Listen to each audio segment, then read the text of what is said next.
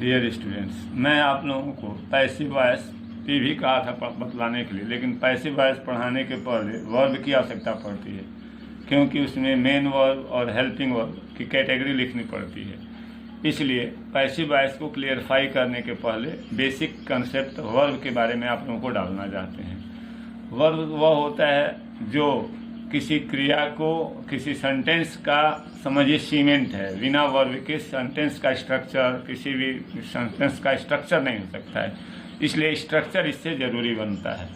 और वर्ब को क्या करें, हम लोग दो भाग में बांटते हैं। वर्ब को दो पार्ट्स में अगर बांटते हैं तो एक पार्ट्स हो जाता है जिसको हम लोग कहते हैं मेन वर्ब। मेन वर्ब कहते हैं इसको। शॉर्ट फॉर्म में जब पैसिव पढ़ाएंगे तो एम भी लिखा करेंगे, हम एम भी लिखा करेंगे। मेन वर्ब, मेन वर्ब क्या करता है कि main verb is the verb that denotes an action or work. Main verb मुख्य क्रिया वह क्रिया है जो किसी काम को, एक्शन को, डिनोट्स को बताती है। जैसे लिखा जाए राइट्स, राइट लिखा गया, सिंग लिखा गया, SING सिंग, डांस, क्लीन, ये सब इस टाइप के जो वर्ब होते हैं ये मेन वर्ब होते हैं। ये किसी काम को डिनोट्स करते हैं, जो काम किया जाता है उसको डिनोट्स करते हैं।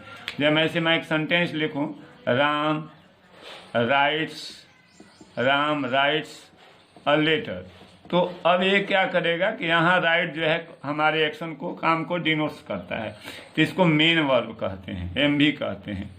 दूसरा पार्ट बनता है वर्ब का, सेकेंड जो पार्ट बनता है उसको कहते हैं हेल्पिंग वर्ब। सेकेंड पार्ट जो बनेगा उसको कहते हैं हेल्पिंग वर्ब। हेल्पिंग वर्ब दूसरा पार्ट होता है। इसको हम लोग जब पैसिव पढ़ेंगे तो इसको एच भी लिखेंगे, जो सहायक क्रिया काम करता है।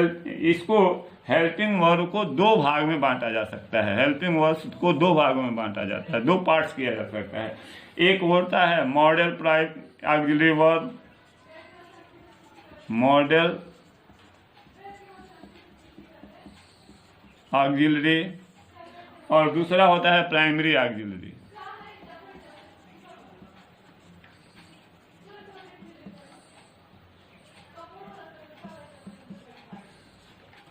MODEL, model AUXILIER, model auxiliary verb होता है और प्राइमरी ऑक्सिलरी वर्ब होता है। अब देखिए यही जरूरी है आप लोगों को बताना, मॉडल ऑक्सिलरी वर्ब और primary, MODEL model auxiliary verb, PRIMAR verb primary auxiliary verb. अब मॉडल ऑक्सिलरी वर्ब किसे कहते हैं? प्राइमरी ऑक्सिलरी वर्ब कहते हैं।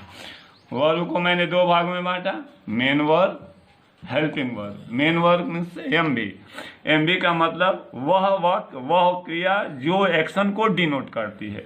दूसरा हो गया हेल्पिंग वर्ब, जो मेन वर्ब के साथ प्रयोग किया जाता है। लेकिन अब इसके भी हेल्पिंग वर्ब के दो पार्ट्स होते हैं, दो भाग कर दिया गया है। एक है मॉडल ऑक्सिलरी वर्ब, दूसरा है primary auxiliary verb.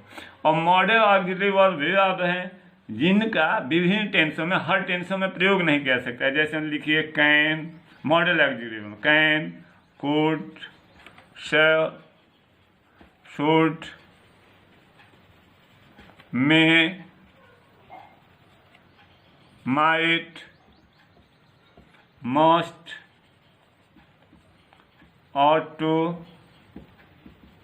need, dare, used to, ये सब मॉडल ऑक्सिलरी वर्ब हैं, याद रखिएगा।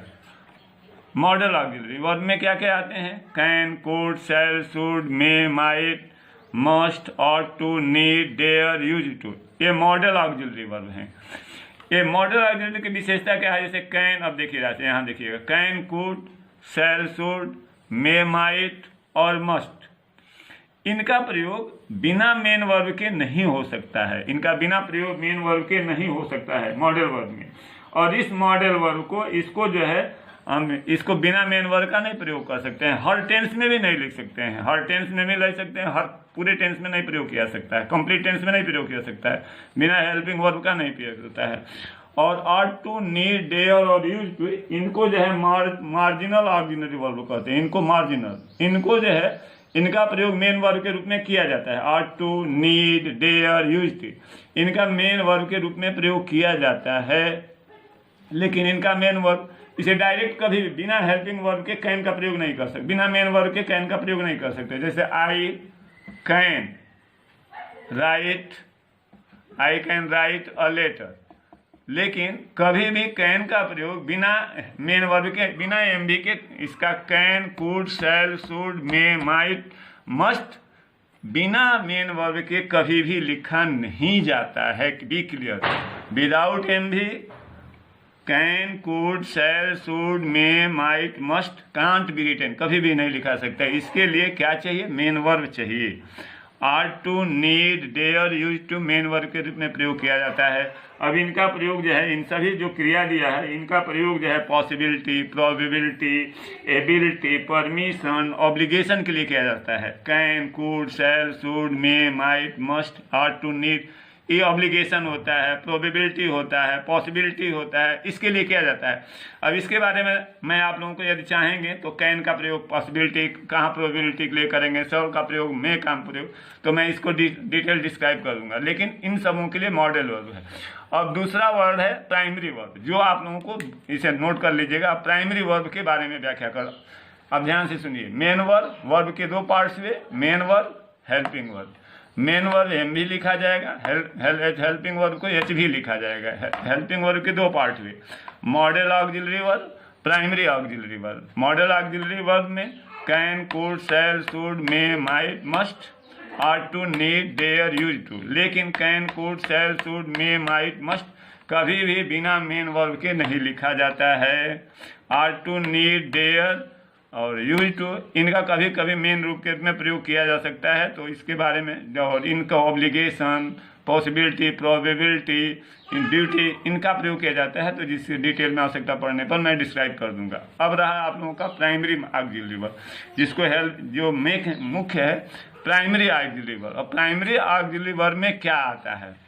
प्राइमरी ऑक्सिलरी में तीन होते हैं। एक तो होता है बी, दूसरा होता है, फर्स्ट है बी, दूसरा है डू और तीसरा है हैव। तीन जो हैं ये प्राइमरी ऑक्सिलरी वर्ब्स हैं, बी, डू, हैव। याद रखिएगा, हेल्प वर्ब का दूसरा पार्ट है प्राइमरी ऑक्सिलरी वर्ब और इसमें प्रयोग होते हैं B, E, be, D, O, do, H, भी, है। अब बी में क्या क्या आता है? बी में किसे कहते हैं? Use of form of be. देखिए अब मैं आप लोगों के सामने प्रयोग कर रहा हूँ फॉर्म ऑफ बी, ये तो क्लियर हो गया। अब मैं हेल्पिंग वर्ब में किसका प्रयोग कर रहा हूँ? फॉर्म ऑफ बी लिखने जा रहा हूँ। Form of be, form, FORM, form of be. Be का फॉर्म क्या है? तो बी का फॉर्म है बी, उसके बाद इच, आर, एम।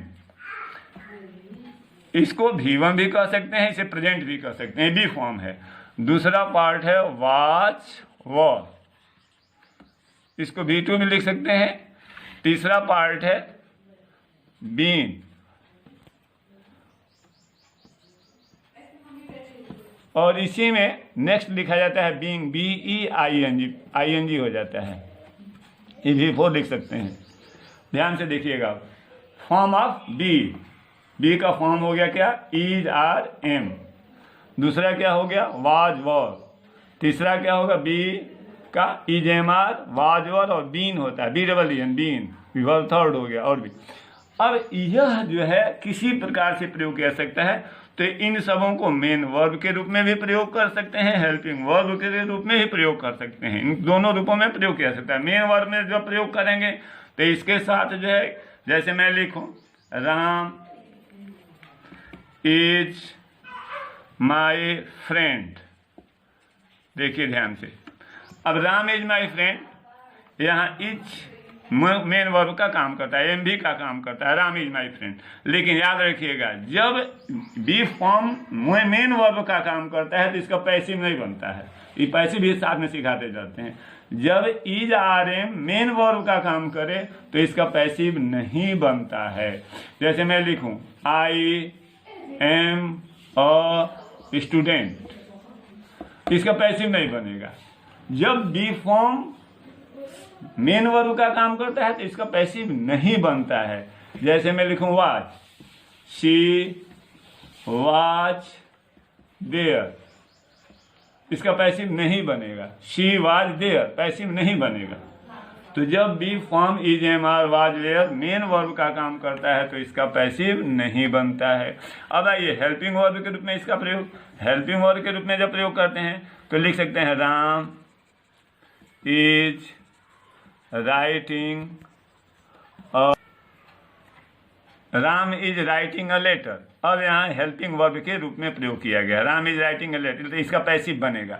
तो पहला फॉर्म आप बी में क्लियर हो गया कि बी का फॉर्म हो गया is are am, was were, been, और being B I N G B I N G में हो जाता है। इस प्रकार ये बी का फॉर्म हो गया। और एक नेक्स्ट फॉर्म है आपका डू का। फॉर्म सिर्फ लिख दे रहे हैं, कल इसको एक्सप्लेन करेंगे। डू का फॉर्म है, डू का फॉर्म में क्या है तो डू हो गया और डज हो गया, डू हो गया डज हो गया। नेक्स्ट होता है डिड, इसका वर्ब 2 हो जाता है, V1 होता है वर्ब 2 हो जाता है, और डन हो जाता है वर्ब 3। और नेक्स्ट मैंने कहा था हैव, हैव का होता है, हैव का फॉर्म होता है, हैव का form has have, has have, फिर होता है हैड, और फिर होता है हैड। ये वर्ब 3 हो जाता है, वर्ब 2 हो जाता है, V1 हो जाता है। इन सबों का प्रयोग मैं कल रखूंगा। मैं आशा करता हूँ कि form of be, form of do, form of have, इसके तो फॉर्म ऑफ बी तो क्लियर हो गया, फॉर्म ऑफ डू और फॉर्म ऑफ हैव और यूज कल बताऊंगा। इस प्रकार फॉर्मेशन ऑफ वर्ब्स और इसका कैसे क्या प्रयोग करेगा मैं क्रमशः 2-3 दिन आप लोगों को एक्सप्लेन करूंगा। जैसा आप लोगों की आवश्यकता लगे उस प्रकार मुझे फीडबैक दीजिए, और आप लोगों के फीडबैक के अनुसार मैं फॉर्म ऑफ बी कंप्लीट करके पैसिव वॉइस की तरफ लेके जाऊंगा। That's all my